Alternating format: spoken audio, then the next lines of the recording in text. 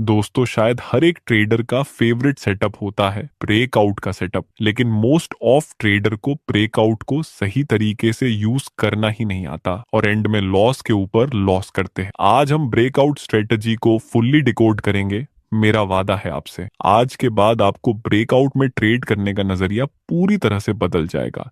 इस वीडियो में हम डिस्कस करेंगे कि ब्रेकआउट क्या होता है, ब्रेकआउट में आप परफेक्ट एंट्री कैसे कर सकते हैं और इसी स्ट्रेटजी में आपको कई बार फेक ब्रेकआउट का सामना करना पड़ेगा। इसको कैसे अवॉइड करना है और साथ में हम वॉल्यूम का यूज करेंगे। दोस्तों वीडियो बहुत ही इंटरेस्टिंग होने वाला है। अगर आप इसको बीच में स्किप करेंगे तो आपको बेहतर रिजल्ट नहीं मिलेंगे, इसलिए पूरे फोकस के साथ इस वीडियो को देख ना सबसे पहले समझते हैं कि ब्रेकआउट क्या होता है। दोस्तों ब्रेकआउट अलग अलग टाइप्स के होते हैं। पहला साइडवे मार्केट का ब्रेकआउट, जब मार्केट किसी साइडवे रेंज में मूवमेंट करता है और उसके बाद अगर रेसिस्टेंस ऊपर की तरफ ब्रेक होता है तो इसको हम कहेंगे ब्रेकआउट। और अगर इसी साइडवे मूवमेंट में ये सपोर्ट ब्रेक होता है तो इसको हम कहेंगे ब्रेक डाउन। दूसरा ब्रेकआउट है किसी सपोर्ट या रेजिस्टेंस का ब्रेकआउट। अगर कोई रेजिस्टेंस ब्रेक होता है तो इसको भी हम कहेंगे ब्रेकआउट, और अगर कोई सपोर्ट ब्रेक होता है तो इसको भी हम कहेंगे ब्रेक डाउन। तीसरा ब्रेकआउट है ट्रेंड लाइन का ब्रेकआउट। अगर प्राइस किसी बेयरिश ट्रेंड लाइन को ऊपर की तरफ ब्रेक करे तो उसको हम कहेंगे ब्रेकआउट, और अगर प्राइस किसी बुलिश ट्रेंड लाइन को नीचे की तरफ ब्रेक करे तो उसको हम कहेंगे ब्रेक डाउन। अभी अपने 3 टाइप्स के ब्रेकआउट सीखे हैं। फर्स्ट साइडवे मार्केट का ब्रेकआउट, सेकंड सपोर्ट और रेजिस्टेंस का breakout and third trend line का ब्रेकआउट। ये तीनों में से सबसे ज्यादा पावरफुल ब्रेकआउट है फर्स्ट एंड थर्ड, जिसमें आप सही एंट्री करेंगे तो बड़ा मूव कैच कर सकते हैं। सेकंड टाइप्स का ब्रेकआउट भी काम करता है, लेकिन आपको उसमें बहुत बड़े मूव कैच करने की उम्मीद नहीं रखनी चाहिए। आइए अब समझते हैं ब्रेकआउट में हम एक परफेक्ट एंट्री कैसे कर सकते हैं। जैसा कि यहाँ आप देख सकते हैं, मार्केट अभी higher high and higher low की फॉर्मेशन में अप ट्रेंड में मूव कर रहा है।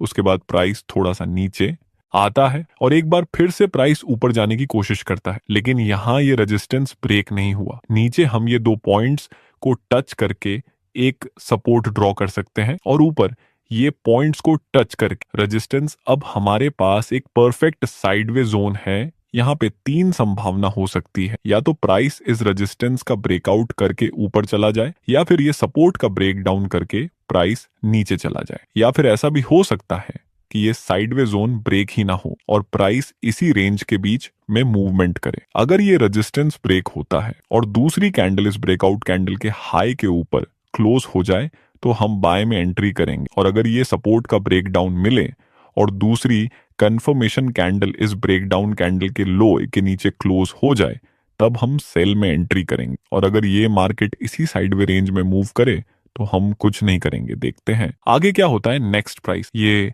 सपोर्ट का ब्रेकडाउन करता है, अभी हम थोड़ा सा वेट करेंगे। नेक्स्ट हम देखें तो दूसरी कंफर्मेशन कैंडल इस ब्रेकडाउन कैंडल के लो के नीचे क्लोज हो चुकी है। यहाँ पे सब कुछ हमारी प्लानिंग के अनुसार चल रहा है, तो क्या अब हमें बाय में एंट्री कर लेनी चाहिए? No never. आपने ये तो सीख लिया है कि क्या करना है, पर स्टॉक मार्केट में ये उतना मायने नहीं रखता। स्टॉक मार्केट में ये मायने रखता है कि क्या नहीं करना है। हर कोई बिगिनर ट्रेडर जिसने अभी अभी ब्रेकआउट स्ट्रेटजी के बारे में सीखा है वो डेफिनेटली यहाँ पे सेल में एंट्री कर लेगा, लेकिन मेरा इरादा है कि मैं आपको ये सिखाऊं कि क्या नहीं करना है। देखते हैं आगे क्या होता है। आगे मार्केट हल्का सा नीचे आके तेजी से ऊपर चला जाता है। जिन जिन बिगनर ट्रेडर ने यहाँ सेल में एंट्री किया होगा उसका एसएल यहाँ कहीं पे होगा, तो बिगनर ट्रेडर अभी टेंशन के साथ वेट कर रहे होंगे कि क्या होगा। वैसे आपको क्या लगता है, यहाँ बिगिनर्स का स्टॉप लॉस हिट होगा या टारगेट? नेक्स्ट मार्केट हल्का सा नीचे आता है और फिर से 2 रेड कैंडल नीचे की तरफ बनती है। जिन जिन लोगों ने यहाँ पे सेल में एंट्री किया होगा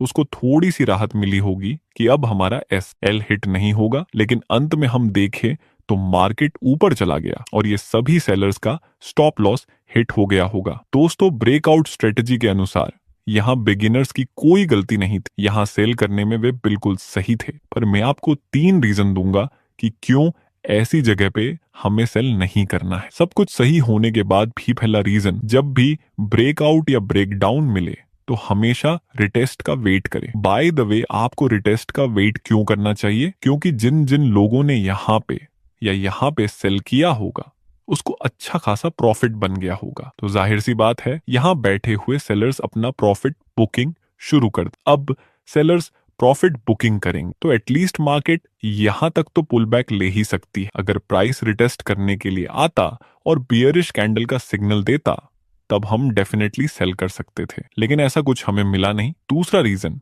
जहां बिगिनर्स ने सेल में एंट्री की, इसी जगह पर एक स्ट्रॉन्ग और पावरफुल डिमांड जोन था। यहां बहुत ही तेजी से मार्केट ऊपर गया था, तो हो सकता है कि मार्केट इसी लेवल के पास आकर फिर से ऊपर चला जाए, क्योंकि ये स्ट्रॉन्ग डिमांड जोन था और आगे तो प्राइस में इसी डिमांड जोन से ऊपर जाना शुरू किया था। और तीसरा रीजन है कि वॉल्यूम को चेक करना है। से आइए समझते हैं दोस्तों, जब भी आपको किसी साइडवे मूवमेंट का ब्रेकआउट मिले उसी समय ध्यान से वॉल्यूम को चेक करें कि जिस कैंडल से ब्रेकआउट मिला हो उस ब्रेकआउट कैंडल का वॉल्यूम हमेशा हाई होना चाहिए। अगर ब्रेकआउट कैंडल का वॉल्यूम हाई है तो ऐसे breakout most of time real होते हैं। तो इस तरह अगर मार्केट किसी साइडवे रेंज में है और किसी सपोर्ट का ब्रेकडाउन मिले तो इस ब्रेकडाउन कैंडल का वॉल्यूम हाई होना चाहिए। ऐसे breakdown most of time real होते हैं। चलिए अपने पुराने हाफ एग्जाम्पल को कंप्लीट करते हैं। यहाँ पर अगर हम वॉल्यूम को अप्लाई करें तो जिस कैंडल से ब्रेकडाउन मिला उस कैंडल का वॉल्यूम तो हाई है नहीं। अगर वॉल्यूम चेक किया होता